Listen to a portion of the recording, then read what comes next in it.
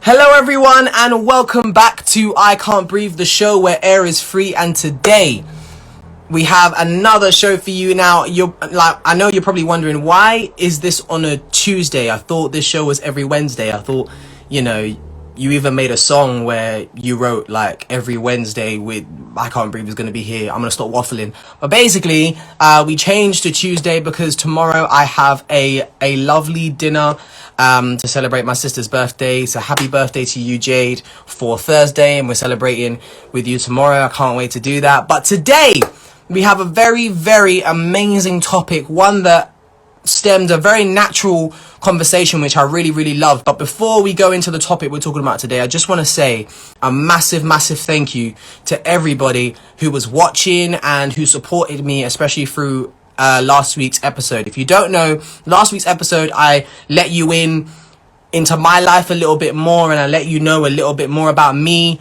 and about where I've come from and my own experiences, especially when it comes to how I started acting. And one of the clips that I posted on my own social media was about my stutter. And I didn't know how it was going to be received or anything, but I want to thank you guys so much for your support. I mean, the messages, the comments on the post, it was absolutely unreal. And so I really, really appreciate it. And I think the difference was that I had people around me. If I didn't have the people around me, hence Chris, my family, my best friend, if I didn't have these people around me, I don't know if I would have made it or if I would have got through it. So I think that's the difference with being alone in a situation and standing together, which is today's topic. Hey, segues and that, smooth transitions and that. I'm so lame. But basically, we're basically going to be talking about standing together, why it's important to stand together, what standing together is going to achieve, versus us sort of having this mindset of like, I got to do this on my own, I got to do this by myself, I got to fight this by myself, rather than having a standing together mentality. We're also going to be talking about cancel culture, because cancel culture is the opposite of standing together, or it's standing together for the wrong reasons. So that's basically what we're going to be talking about today. And I thought, who is a better guest than the person who has stood by me personally through so much. He isn't the only person, but he's one of the amazing people who's been in my life, and I think it's absolutely fantastic that we could get him on the show today to talk about a lot of different things, to talk about something that we've actually spoken about in person that I thought was really, really cool, and we could replicate it on the show, but also talk about why it's important that we stand together. So without further ado, let's invite the wonderful, the amazing, I mean, he's an actor, he's a performer, he's a saxophone player, I mean, he's whatever you want him to be. He's amazing. Let's invite the wonderful Joseph Robinson. Let's invite this guy on. As I always say, if you have any questions at any point in the show, feel free to put it in the chat. Or if you do not want anyone to know that it's you, we've got a question box, so feel free to put your questions in there. But Joseph, what's good, man? Yo, bro, what's up? How you doing? I'm alright, dude. I'm alright. How you doing? I'm good, man. Appreciate the lovely introduction, bro. Of course, man. Every time. It's good to see you Like, with your sponging hair. come on. Fresh, bro. Thank you. So if somehow people watching do not know who you are, could you just let them know a little bit about yourself? All right, we'll do. Yeah, so my name is Joseph Robinson, 19 years old. I'm a musician, actor, do spoken word as well. And yeah, I just like performing and been a part of Young and Talented since I was 13. So about 6 years now, being from a student to a graduate. Now I volunteer because I can't escape that place, man. It's my home. So yeah, 100%. I totally agree. There's just a certain energy about Young and Talented that is so infectious that you just can't get enough, and that's why a lot of people keep coming back to volunteer and stuff like that. 100%. So basically, so when was it? Was it about a week ago? Roughly, I think. So we went to your your family's like party in the park, Mm-hmm. and we had a conversation. I think it was like on our way to Walthamstow Central or something. We were having a conversation about comedians, Mm-hmm. and so I asked you, and so like I was basically like, so who do you think is, or for you, who is the least funny comedian or the least funny comedian that you've seen? You don't need to name who you said, Mm-hmm. but Yeah. you then went on to mention about how sometimes comedians can sort of dog on each other, and sort of insult each other in their comedy. Could you just elaborate more on what exactly you said? Oh yeah, definitely. Yeah. So from what I remember, I was talking about how I've noticed with certain comedians how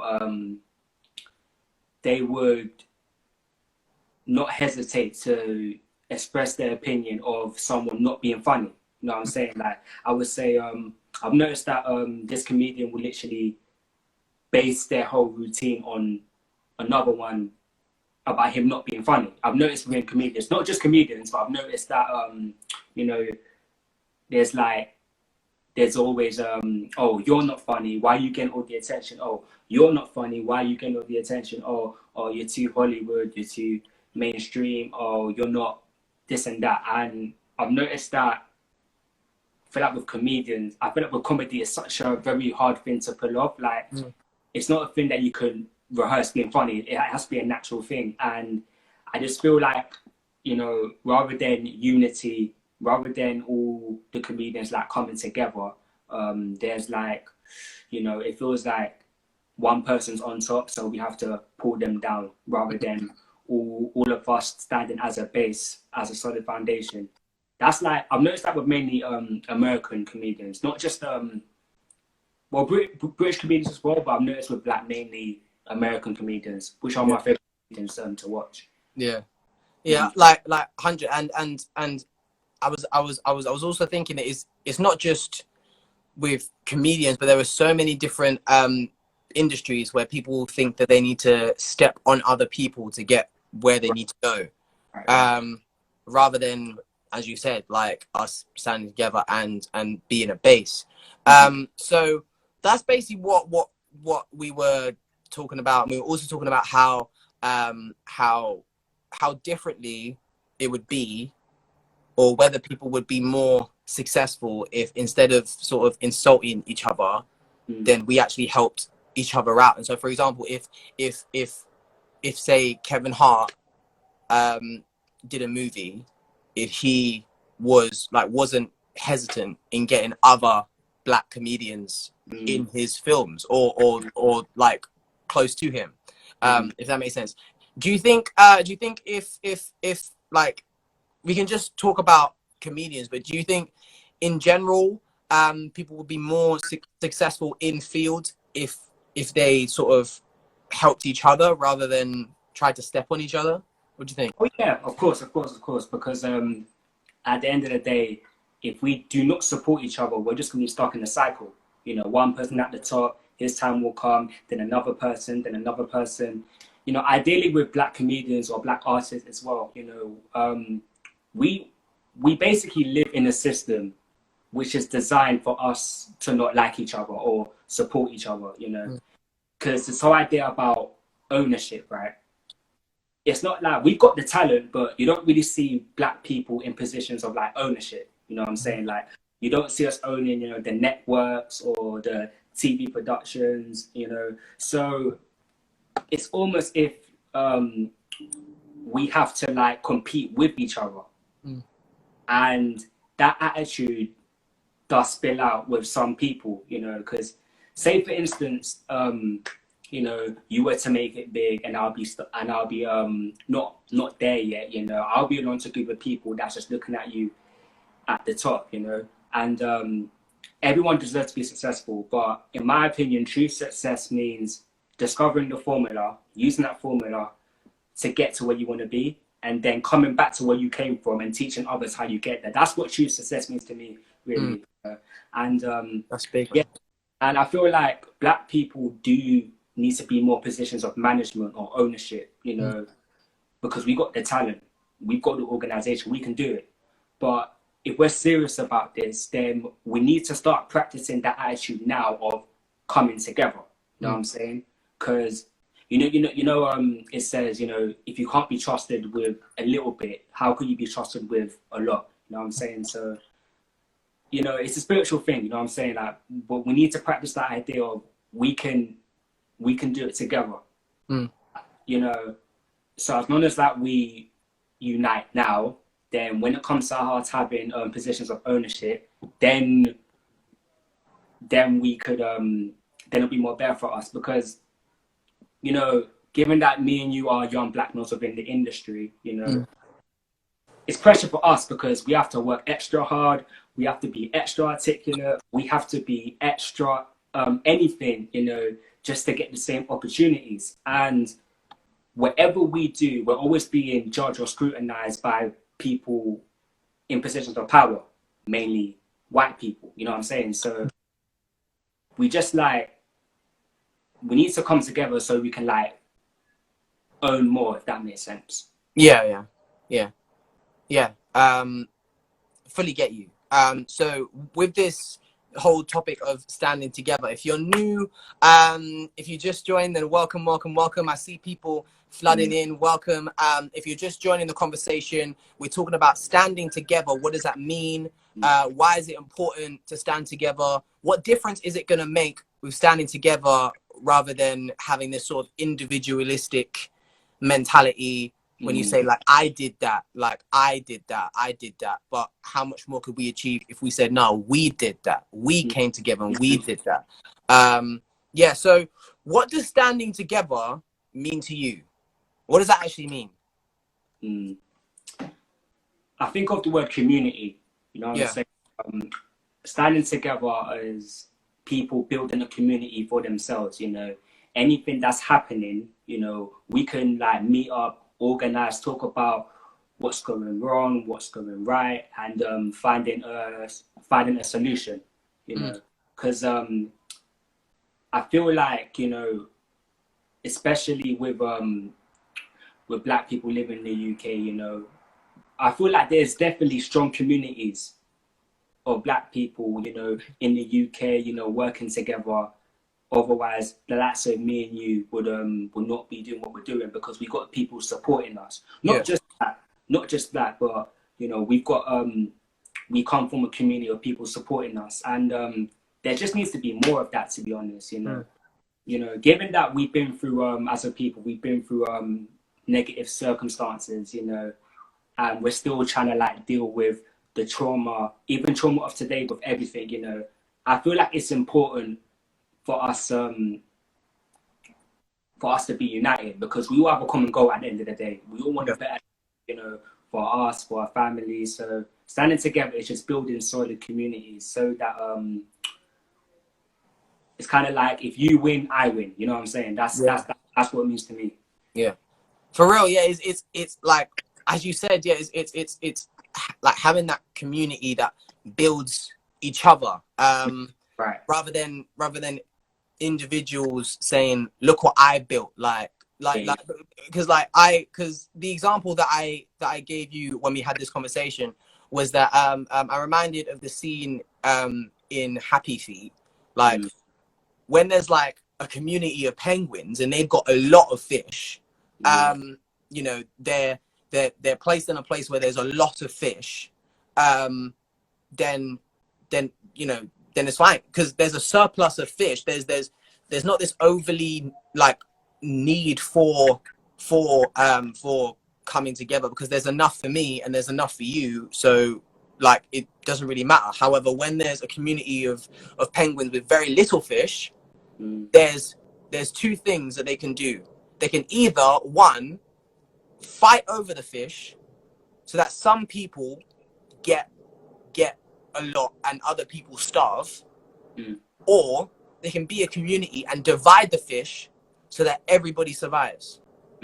Now, and then when it comes to those two groups of penguins doing the exact same thing, the community with a lot less fish is going to stand a much better chance if they help each other rather than try and grab the fish for themselves and then say, nah, that's what I did. Yeah, like as you said, like I definitely get the feel that there is a lot of very strong communities, like especially in our lives. However, there needs to be more of it. 100%. A lot more. 100%. So can you you know, I really appreciate your honesty and your openness on these next couple of questions, but can you give an example of a time in your life where you've stood with someone or you've had to stand with someone? Yeah, sure. So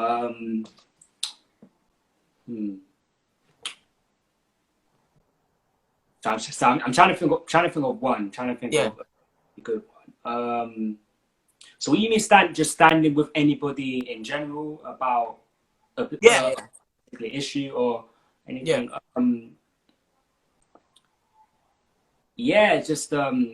I remember there was an issue in school. We had a class. We had a particular issue with a certain teacher. You know, we felt that we wasn't learning properly. We felt that you know, the teacher wasn't really equipped. We just came together as a classroom and just like wrote and expressed to the head of years about what our issue was. I felt that was really good because even though we weren't all friends, we noticed something was wrong. You know, we noticed that we wanted a better education for ourselves. So we kind of made it clear that, you know, this teacher ain't cutting it. That's one issue that I could, no, so that's one example that I can think of right the top. Yeah. So on the back of that, do you think it would have made? So what happened out of that? Like, were you assigned a new teacher, or what happened?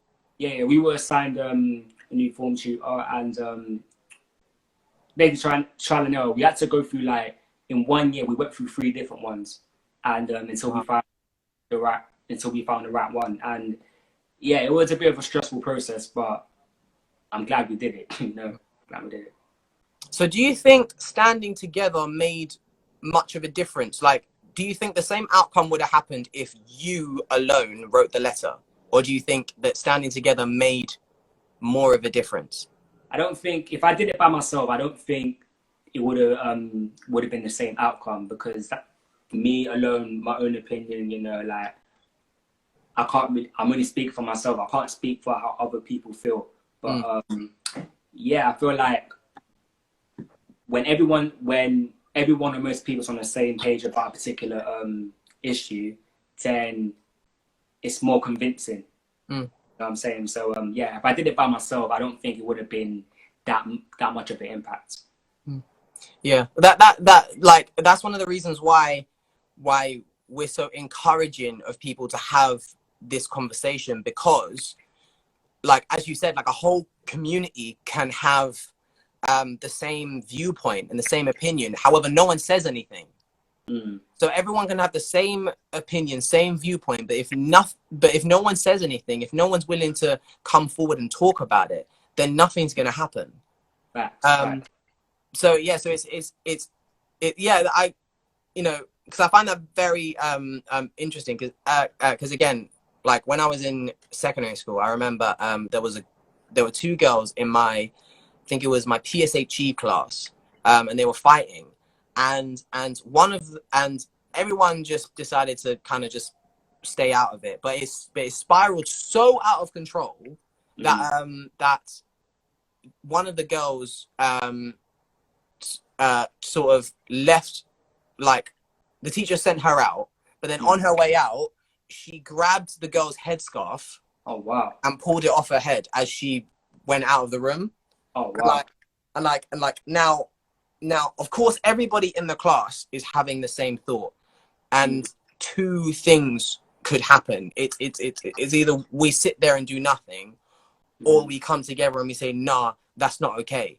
And that's exactly what we did. We had a few people who went outside with this girl to try and get the headscarf from this girl. We had a few people staying with the girl inside, comforting her, right?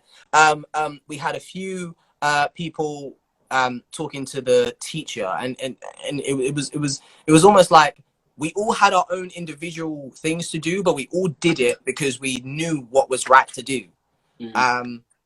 Yeah, so it's more of like a community can think the same, but it's whether they're willing to talk about it, and it's whether they're willing to do anything that anything gets done. 100%, Really, 100%. yeah. Like that's how I feel. So, but can you give us an example of a time in your life where someone stood with you? Yeah. Definitely. It was I remember my performing arts exam, right? For year 11, I had to do a monologue, and I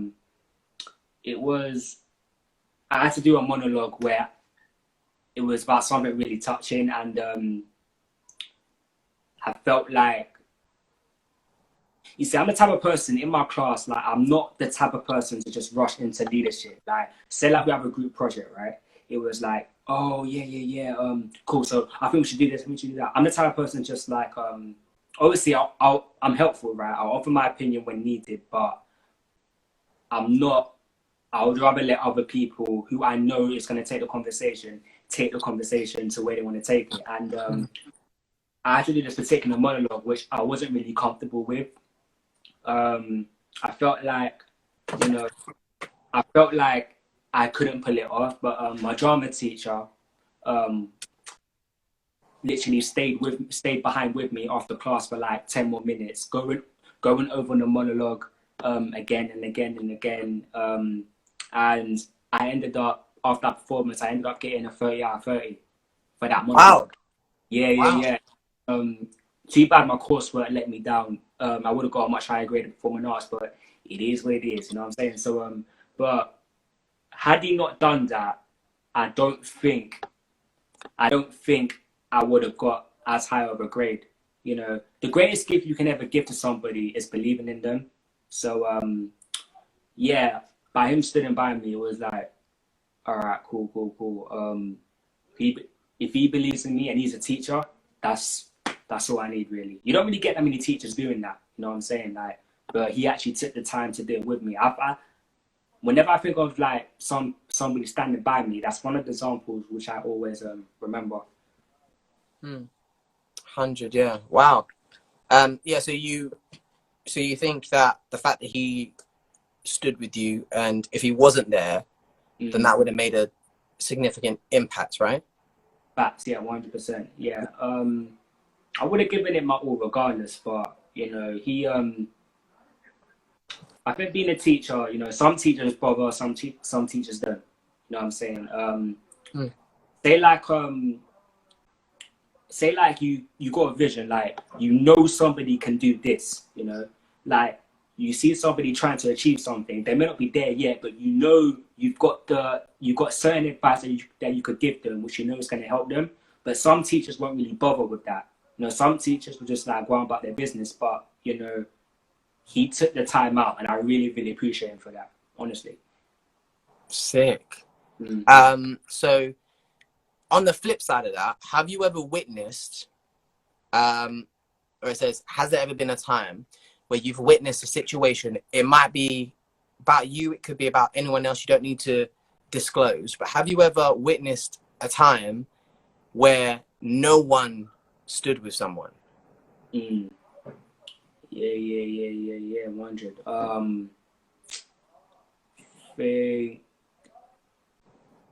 Just I noticed in secondary school, like the early years of secondary school, there's one particular guy. I think it was like during lunchtime. There's one particular guy. I think he had like learning difficulties. I think, and he was really, really getting bullied by this one other guy, and the guy who was getting bullied was really, really upset. Like really, really upset. To a point where they were gonna fight. But everyone was just stood there and laughing. Really, nobody really wanted to back it. And I felt really, really sorry for him because I felt like, you know, people will see that and just take it as a joke. And I was in year 7, I was small at the time, but there wasn't really much that I could do. So, you know, even if I wanted to. So I felt like, you know, feeling helpless and no one helping you is a really, really bad feeling because it's like, you know, what can I do? What can I do?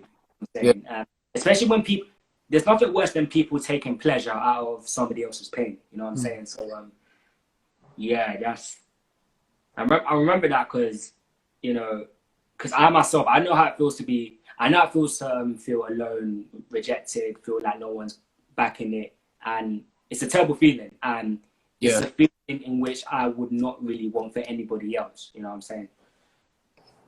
So do you think that, like, how would that situation had been different if people had backed it? Like, if people had stood with him? Like, what if you sort of place yourself back there? What would that have looked like?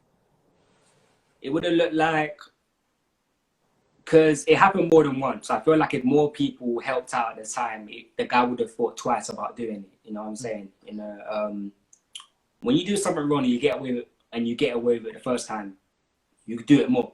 You know what I'm saying? So yeah, it was a continuous problem, and I felt like if more people helped him out, you know, the guy would have thought twice because he would know that behavior like that is unacceptable. So yeah, it's all about what people let you get away with and how many times they let you get away with it. Yeah, 100%. Wow. I feel like what I really want to get out with a lot of these questions, because I've sort of asked, like, does standing together make a difference? Like, how does it make a difference? What difference does it make? Is what I'm getting at is exactly that standing together makes a difference.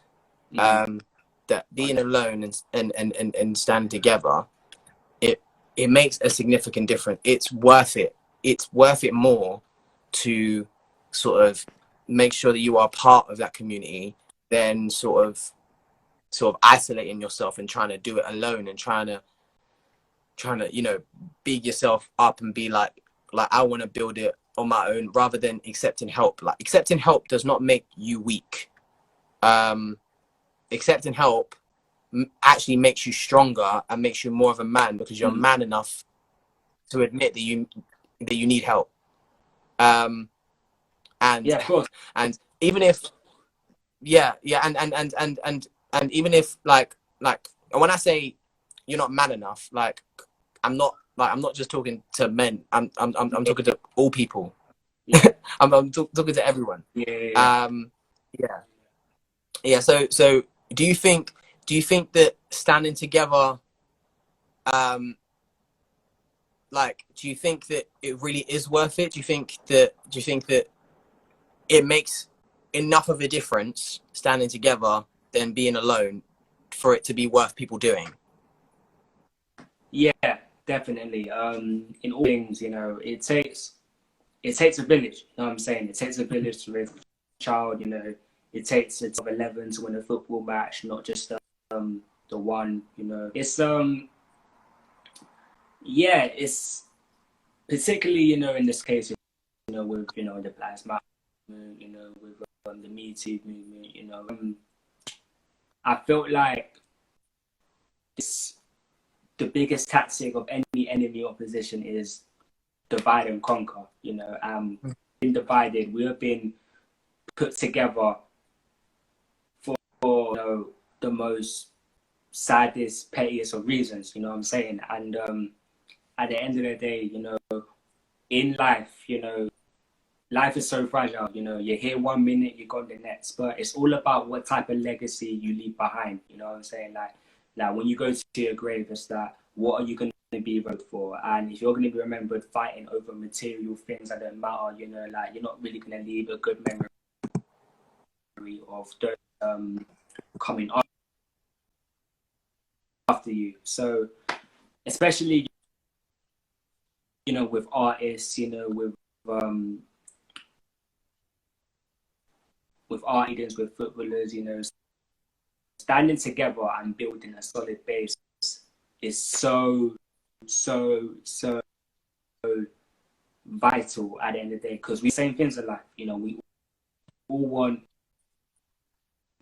the same things. We all want to achieve the same things. You and I, you and I and people in the comment section want a better life for our family as well. I feel like, and those people who get into a certain place, and you know, the greatest cycle that we could repeat is helping each other out, rather than seeing another up and then trying to pull him down. You know, we don't need a pyramid scheme. We don't need that. You know, we don't need one guy at the top and then the other time, and you know, we don't need that. That's you know, if we're serious about change, then that needs to go. 100%, man. And so I want to ask you about something that I believe, you don't have to have the same opinion as me, but I believe it's one of the things that does divide a community, especially on social media. Right. And it's a thing called cancel culture. So like, before I go into it, do you, like, what is your understanding of cancel culture? It's funny you ask that, because, you know, at the end of the day, I'm the type of person who, I don't try to, like, I try not to buy into the negativity, especially on social media as well, because I feel like it can get to a lot of people's heads. But I've noticed these two words popping up more within the last few months, and cancel culture. And it's like, I hear it's like, what is that? What is cancel culture? And it's like, I think it's something to do with, you know, people coming together to make sure that this person is not in the limelight because of maybe something they said or something they did. Like, yeah, what I know of cancel culture is people wanted to make sure that this particular artist is no longer in the limelight, maybe because of what they said or what they did, or people literally coming together just to make sure that a certain artist is not relevant anymore. That's what I think it is. Like, it may be different, but that's my understanding of it. Yeah, that is pretty much it. I have a definition here, and it's basically everything that you just said. It's when people withdraw support or refuse to support someone online because of something that they've done or said that is considered offensive. Now, it could have been something that they did or said ages ago. Yeah. So that now when they've come with a different opinion and they're now educated, it's like, no, but you're cancelled because you said that. But you're cancelled because you did that. So you can't support because you did that, so you're cancelled. Yeah.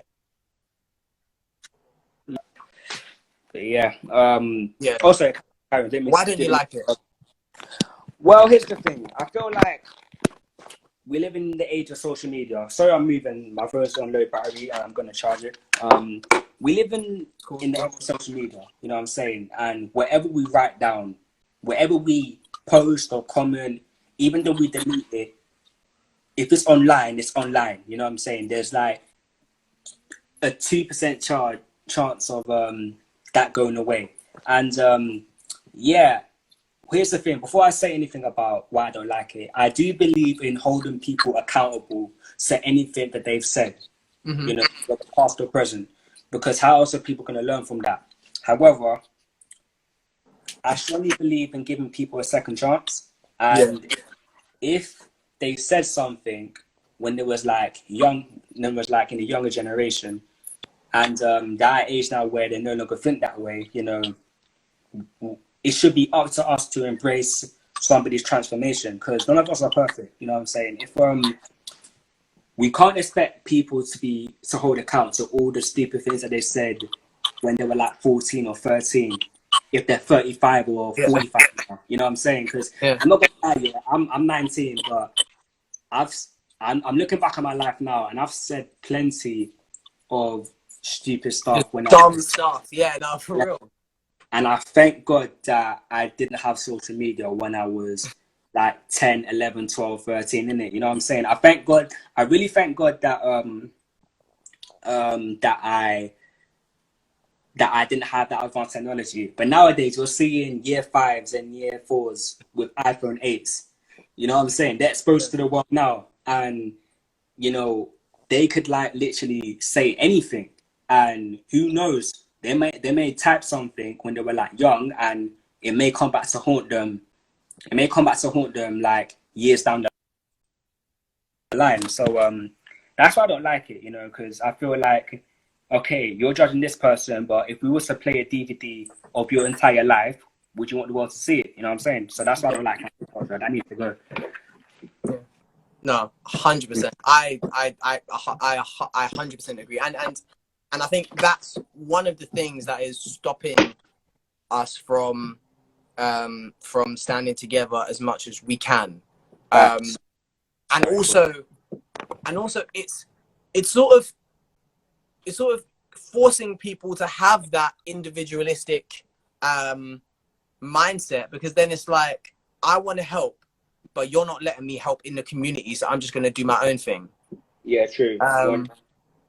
Yeah, and plus that's one of the ways that standing together can be detrimental, because there's power in standing together. I mean, let's be real. When you saw on the news, when you saw all them white fascists who basically came out for the sole purpose of attacking protesters, they were standing together. If it was one bloke, no one's scared of these people. But because it was a load of people coming out saying a whole bunch of nonsense, they are more of a threat because they're a group. Right. Now, now that's the thing, because if we really want to be like a threat to the system, which is what we need to be, right? Like the system needs to be sort of like ready to change, but it's not going to change if it doesn't see itself threatened, if it doesn't see itself needing to change. Yeah, definitely. And I want to add on something to that. We although back in the days whenever there's been groups like certain Black Power groups that have come together for the sole purpose of challenging the system, the government has done all it can. The government, both in the US and the UK, had done all it can to dismantle Black unity. Like you look at the Black Panthers. It's kind of weird how the Black Panthers are no longer here today. Like the government got rid of them, but the KKK still exists. Yeah. You know what I'm saying? So neo-Nazis still exist. But anything that's uplifting towards Black people in general, the government or the powers that be will do all it can to infiltrate it and stop it. You know, it's not that they've literally had to like come up to certain places and shut up the place, even though they've done it a couple of times. You know, literally, there's this quote, the head of the FBI back in the day, somebody asked him, what is the biggest threat to America? And he simply said, Black unity. You know what I'm saying? Because we know that there's strength in numbers, right? There's strength in numbers. And, you know, even though any attempt for us to come together is going to be seriously opposed, you know, we need to keep fighting. You know what I'm saying? We need to keep fighting, and we need to like focus and stop having petty squabbles about stuff that don't matter. Even today, you know, you got this Black Lives Matter movement. Yeah, it's like, you know, whenever there's like we're trying to raise issue on a certain subject, people get distracted of things that don't matter. Oh, sorry, I don't support this movement because X, Y, and Z. Oh, I do support this movement. Oh, I support the movement, but I'm not going to kneel. Oh, I support, well, I don't like police brutality. You know what I'm saying? Like all these like different issues. Like, listen, you know, at the end of the day, we may not agree on certain things, but unity is vital. You know what I'm saying? Unity is absolutely vital. You know, because at the end of the day, you know, we live in a system where the few control the many. You know what I'm saying? We live in a system where the control the many, and they're getting away with it because the few are more united than the many. You know what I'm saying? So if the facts. so if the many was to like unite and stuff, you know, then who knows what we could do? But that's yeah, 100%, man. 100%. I think you actually smashed that. So now here's an interesting question. So now we go to more like practical things, like what actually can people do? So I've got a question here that says, what are some ways we can stand together? How do we actually do it? Well, like I said,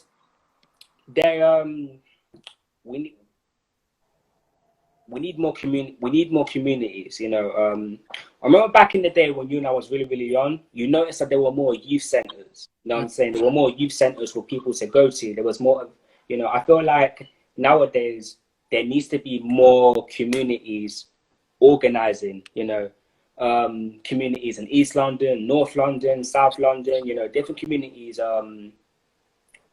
Start small, you know, put on an event just for your community, put on an event just for the people that you live, you know, whether you live in a diverse neighborhood or you live in a Pacific neighborhood full of certain people, you know, community organization is the best way to start, because say like there's like millions of communities within London, and each community has its own base.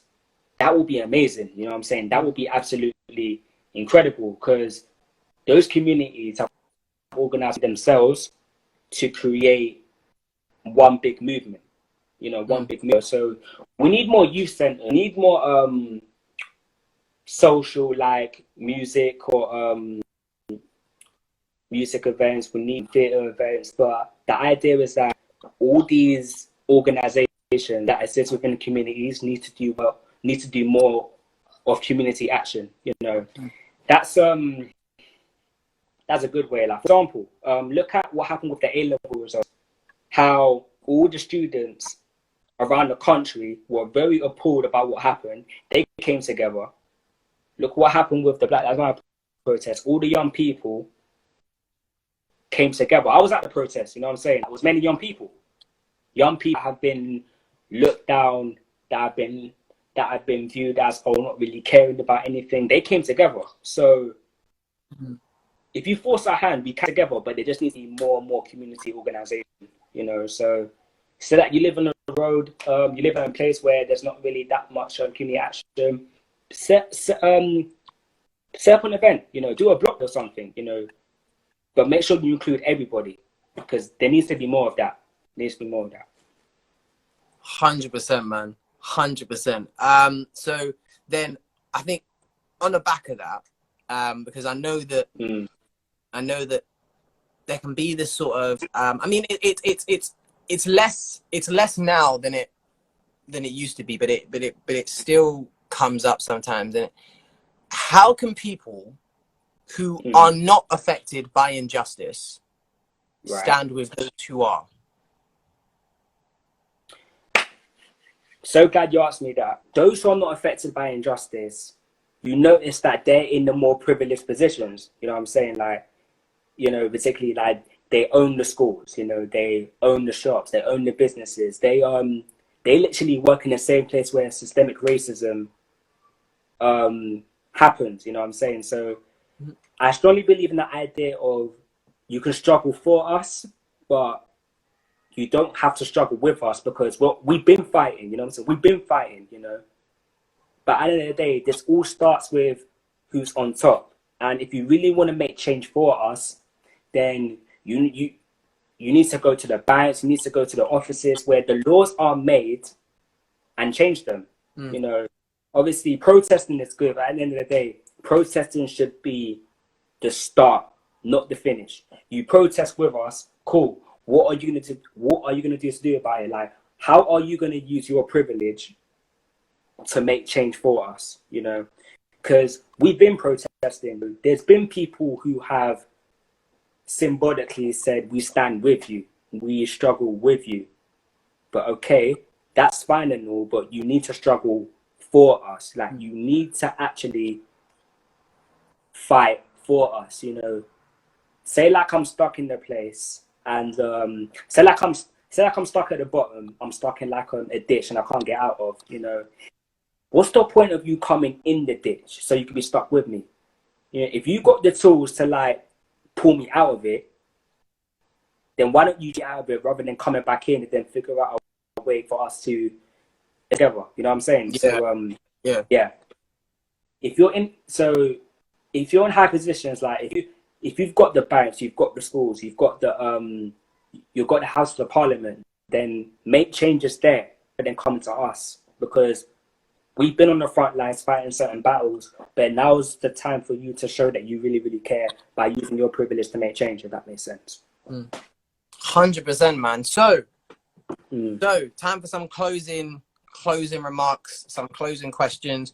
I do have one question that's sort of linked to our mini series that we've been doing lately, which is, what is the goal? I literally and I think it links quite nicely with what we've been talking about today.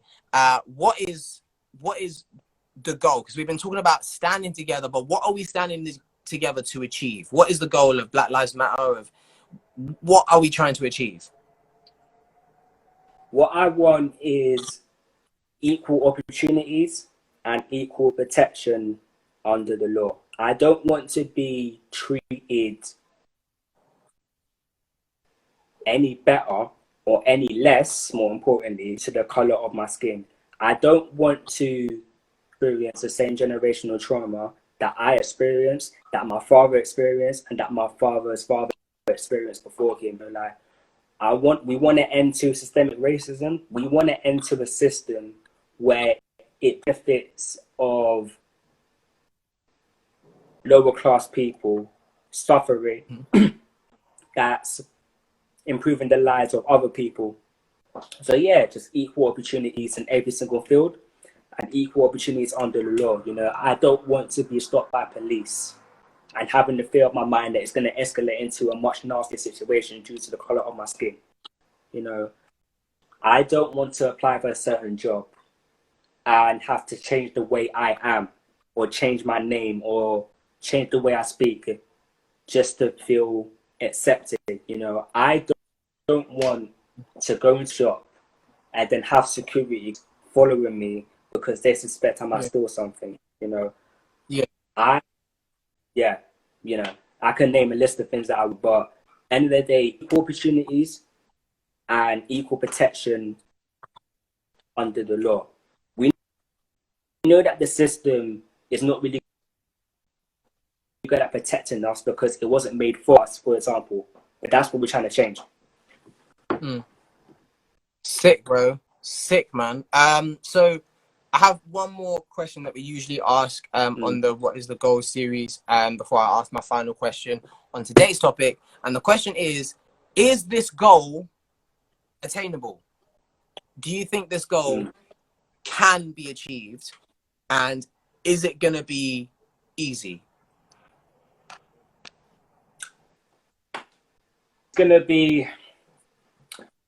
It's more close. This goal, in my opinion, it's more close to impossible than attainable, but it's still doable. Because it's impossible because the system that we live in has really been beneficial to loads and loads of people, whether they want to admit it or not. And if we really want change, then that means we're looking for people to abandon life as they know it. And that's going to be really, really difficult. But you know what? This whole system was built on a lie of white supremacy. This one was built that one race is inferior to another. But in my opinion, no lie can live forever. Yeah. No life forever, you know. So it's attainable. It's attainable. And whether or not we're going to see it in our lifetime, I think the thrill of fighting for something important is so rewarding. So yeah, I think it's attainable. It's not going to be easy, but we have to try. Yeah, 100, man.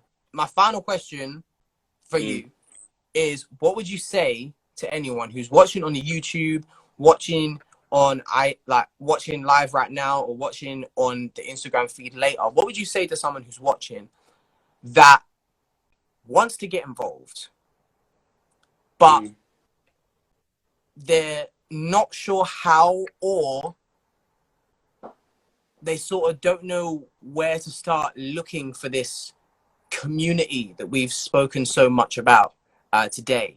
What would you say to someone who like that, who is kind of looking but not really finding the community that they need to be a part of? Where can they look? What can they do?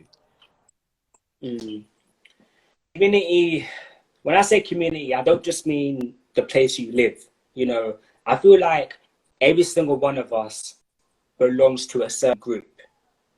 You know, whether it be ethnically, religiously, music-wise. If you belong to any group, that means if you don't spend your whole 7 days of the week just going to work, and then just coming home, you know, even going to work, you know, if you go to work and come home, if that's all you do, then you're a part of something.